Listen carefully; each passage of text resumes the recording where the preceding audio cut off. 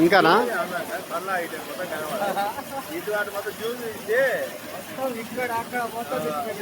మా ట్రాక్టర్ వస్తుంది.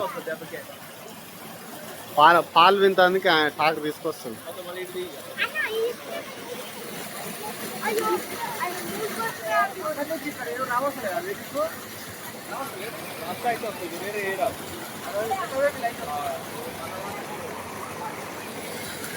వస్తుంది వచ్చి